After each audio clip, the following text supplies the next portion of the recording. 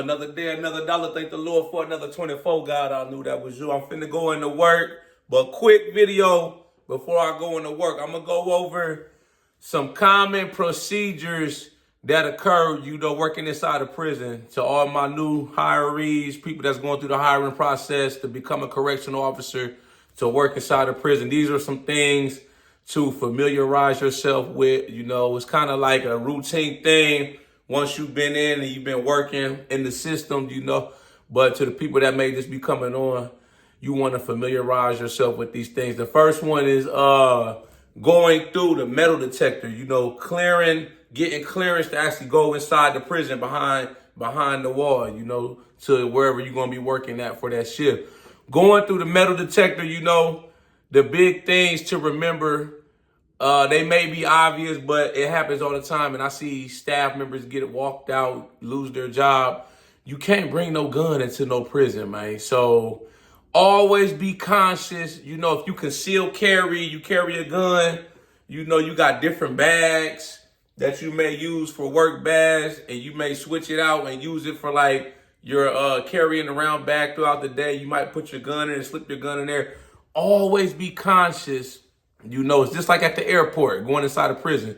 You can't, if you go through that metal detector, they have like an ion machine. There's an officer standing there. You have to put all your stuff, like going through TSA. You have to put your book bag. If you got like a lunch bag, I carry like a regular Walmart bag with all my food in it, but you got to put all that in the bin, like when you got the airport, and it has to go through the metal detector. And there's a machine that electronically x-rays everything you put in that bin. It's just like at the airport. And if they see a gun, their job is to stop the machine, and immediately notify the supervisor. I've seen plenty staff, man, over the years get walked out, lose their job because they brought a gun in there. Some of them, I'm pretty sure it was by accident. Some, I'm not sure. I don't know what the case was or what all the details was, but nonetheless, they lost their job. There was a situation, I think one time somebody's kid had put a toy gun into their parents' bag, their work bag, and it went through. And I don't know if they lost their job or not, but I think they got investigated. I'm pretty sure it went all the way to the chain of command and whatnot. But that's a big thing. No guns. You can't bring your cell phone into the prison, obviously. You can't you can't bring what am I thinking of? Goddamn cell phone chargers, stuff like that. Going through the metal detector, man, that's where a lot of dirty staff, they try to get their stuff, the contraband that they're not supposed to be given to the inmates. That's how they get a lot of their stuff through. They may try to smuggle in cigarettes, drugs, stuff like that. Our job working in the front lobby as a front lobby officer. The front lobby officer is the officer that's in the front when visitors, attorneys, people dropping off inmates, police officers, whoever, when they come to the prison, that's the face. That's the first person they see. It's like the front lobby area before you even go behind the gate to get to the prison. So anytime you going back for any reason, you have to clear the metal detector. You want to try to purchase work boots or shoes that you wear that may not set off the metal detector. You got to take all your stuff out your pockets. Your watch may set the metal detector off. You got any change, like coins, like quarters or anything, your glasses, chains, earrings, women correctional staff. If you got a wire in your bra that may set it off, you have to clear the metal detector. If you can't clear the metal detector, only reason I think you could go through and have an excuse is if you have like a knee replacement and you have like a note from the doctor. They have metal detectors and whatnot, but ultimately you have to clear the metal detector, So like I said, man, the big thing to remember that, man, is always be conscious of what you have on you, what you have in your work bag. Make sure you're not bringing in no kind of contraband, your gun, shit like that. The next common procedure that goes down in the prison is, from a correctional staff standpoint, is we have to pat search and search the inmates on a daily basis. When they coming and going, you're supposed to pat search the inmates. You make them stand like this, and you going, you feeling all down their body, all in the crevices. You know, you going through their pockets. And the main reason for that is to control contraband. Make sure they don't have anything they're not supposed to have on them, drugs, a shank, knife, stuff like that. Depending on how thorough the pat search is, you may make them take the shoes off. You know, if it's like they're just coming and going from the unit, usually you make them stand there. You pat search everywhere. You know, once you go through training in the academy, the instructors, I'm pretty sure they'll show you the proper way to do a proper pat search and whatnot. That's a part of the training and whatnot. The big thing to remember is depending on the agency or the prison that you work at. If you work, say you're a male officer and you work with female inmates, you have to be conscious of that too. I don't know. The policy is different from agency to agency. You know, I think where I'm at, men, I think they can pat search female inmates if they're at a female prison, vice versa. You know, I know the prison I'm at a men's prison, so I know female staff, they routinely pat search the inmates, you know. But if it's me personally and it's another female staff there, or I'm working with somebody and I'm it's a male officer and it's a female inmate I'm dealing with, I'm going to get the female officer to pat search just because I don't want to take that risk. You don't want to take that risk of the female inmate saying that you possibly groped her, you grabbed her breast, stuff like that. Now you got a whole mess of allegations, investigations, unnecessary shit. You know, they'll try to get over it any way they can. Another thing, too, to remember is I'm seeing this more and more in the prison system. There's a lot of transgender inmates coming in the system. So they have a lot of rights too, man. Some of them, they have it to where they carry a car around with them at all times to where only female staff members can pat search them. So if you know it's a transgender inmate, just try to be conscious of that. You know, if you about to pat search them and they say that only a female staff member can pat search them and you think they have something on them or you suspect something, just call for a female staff member. You know, why take a chance trying to show your authority, pat searching them when that's going against the procedure, and they had a card on them and now you done pat searched them as a male officer.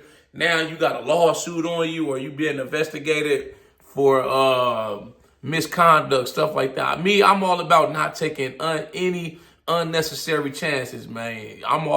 I try to use my comment. If it's too good to be true, it's too good to be true. I try to stick by the policy, the rules, and enforce them, you know, and I don't try to go to the sway over here. I try to stay right, not go left, you know. Another common procedure, too, that goes along with pat searches is strip searches. So anytime the inmate goes to visit to see their family, visitation, they go to the outside hospital, they go to court, they leave the prison, they come back. Say you have multiple prisons within one complex that's on your prison, and the inmate's getting transported from this prison over across the street to the other prison. Anytime they do stuff like that, primarily visitation, when they go to visit, when they're done with their visit, we have to strip search the inmate. By strip searching the inmate, that means we take them to a secure, confined area where it's just usually the inmate and maybe one officer in a private setting where no one else can see. And the inmate has to take off all their clothes. They have to strip down butt naked. Take off their shirt, undershirt, pants, shoes, socks, underwear. They're naked. And then they have to turn around, usually open their mouth. They have to go through there. Make sure they don't have any drugs or contraband in their mouth. If they have long hair, they go through their hair. Make sure they're not concealing anything in their hair. You got to look in their ears. Make them hold their arms up so you can look underneath their underarms. Then this is the touchy part right here. They have to turn around butt naked, as you can. Y'all can kind of imagine this shit. They have to bend over, spread their cheeks, and you have to examine in there, make sure they are not keistering or concealing any kind of drugs, cell phones, contraband up in their private areas, you know, like anal cavity, stuff like that. The men, they have to hold up private area so you can examine in between there. You know, that's how you do a thorough strip search. You know, then you have to get their clothes. You know, you going through their clothes, like you grabbing their, say you got their shirt, you ringing like you, almost like you ringing the shirt, or you going through it slowly, feeling, see if they're concealing anything in there. Take their shoes, you know, stomp them, turn them upside down, stomp them, make sure there's nothing in there, look in them. What else? Go through all their pockets. What else? And then you make them put all their clothes back on right there, and then you send them on their way. That's how you do a proper strip search, you know. What's something else that's routine that you're going to experience in the prison? Politics amongst the inmates. You know, depending on the prison that you are at, if it's a higher security prison, you're going to see more politics amongst the inmates. What I mean by that is the inmates, it's like real segregated. You'll notice once you start really getting into it, you start working the units, you will notice that it's stuff like, kind of like the stuff you see on movies. The blacks eat with the blacks. The Hispanics eat with the Hispanics. The whites eat with the whites. They have their own areas. It's real designated.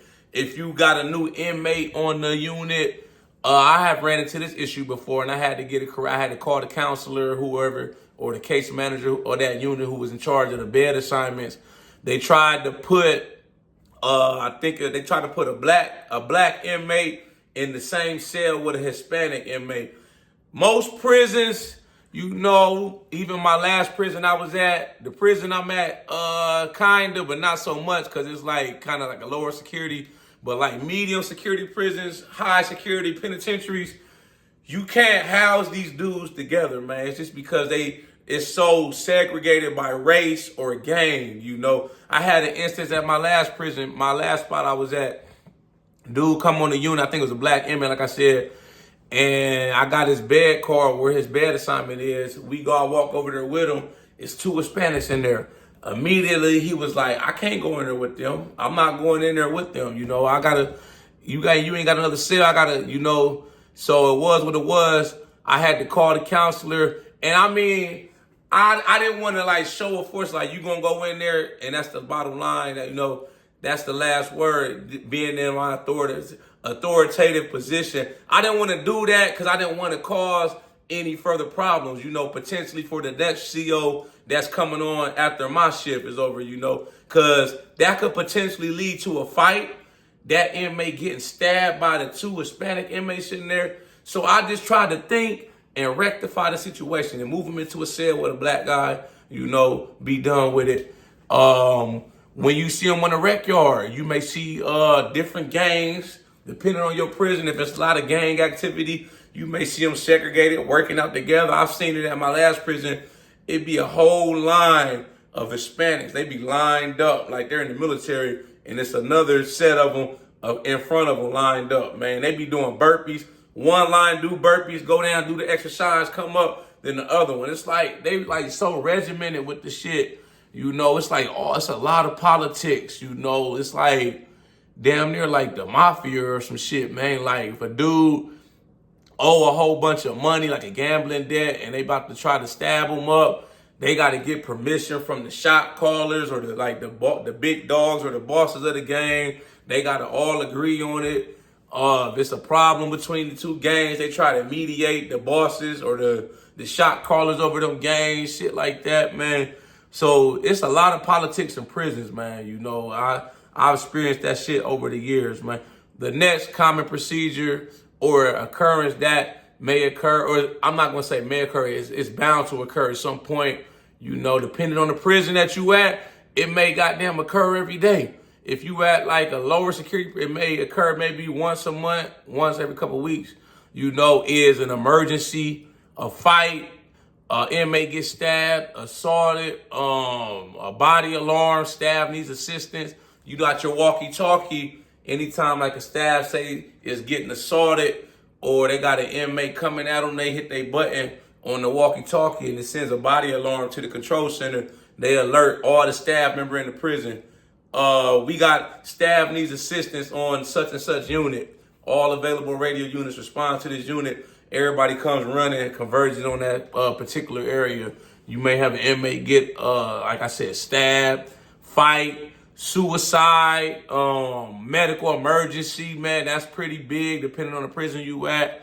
You know, all that type of stuff. It can happen at any time too. And it's not just subject to a particular time. It can happen anytime, anywhere, any place, man. I'm telling you, I done seen all kind of shit at all times of the day, all times of the night, man. Night shift, evening shift, first shift, weekends, holiday. It don't matter. In the middle of the week, lunchtime, anything can go down, man. You just always got to be on your toes, and you have to always be conscious and alert of your surroundings, man. Always be alert. Don't get lackadaisical, shit like that, man. Another common procedure. Handling your equipment. You know, when as a correctional officer or correctional staff, when you get there inside the prison, you carry certain equipment around with you. You carry, most staff members carry keys. You know, if you're an officer, you have keys to the unit. You have keys to the cell doors. It's different from agency to agency, but I know most prisons and jails, you have keys, walkie-talkie, handcuffs, and depending on the agency, you may carry spray like pepper spray, OC. You could carry a baton. What else? You may carry tasers, depending if you at a county jail, depending on what county jail you're at. The thing with that is you want to always be conscious of your equipment. You know, I try to make it a habit, you know, to kind of pat myself down throughout the shift, make sure I didn't lose any equipment. You know, say you responding to a body alarm or emergency, you running, you know, you not paying attention to your equipment.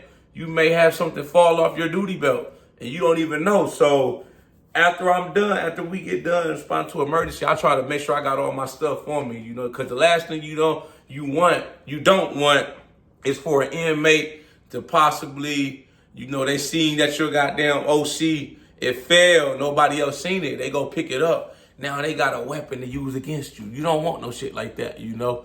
The CO get into it with an inmate. Now he got OC, he done sprayed the CO, then took the CO hostage, shit like that. So you want to be conscious of your equipment, how you handle your equipment. If you break a key, I'm pretty sure there's a procedure in place to report it immediately. You know, at my prison, you gotta stand by the door or wherever the key broke off in till somebody can come retrieve the key, whoever's in charge of doing that, you know. So everything is security conscious. You know, you always want to be security conscious, security minded, working inside a prison, you know, constantly checking doors, making sure doors haven't been left unlocked, anything, because these inmates, man, they'll try anything they can do to try to escape, shit like that, man. So always lock doors. If you find the door unlocked, man, it's not supposed to be unlocked, man, you need to report that ASAP, because that could potentially be a breach of security. Now we may have to do emergency count. You know, an inmate could have possibly escaped. We don't know. That's why we do the emergency account, to make sure everybody's accounted for, and that's supposed to be in the prison is there, you know, because if you leave a door unlocked, inmate, man, I'm sure y'all seen movies like Shawshank Redemption, shit like that, man, where he escaped. You know, you leave a certain door locked, inmate can get in there. He may be clever enough to go up through some kind of shaft, or I don't know, man. Always be security minded though, man. Check your keys, make sure doors are locked. Be constantly checking doors, observing all the time, watching your back, shit like that, man.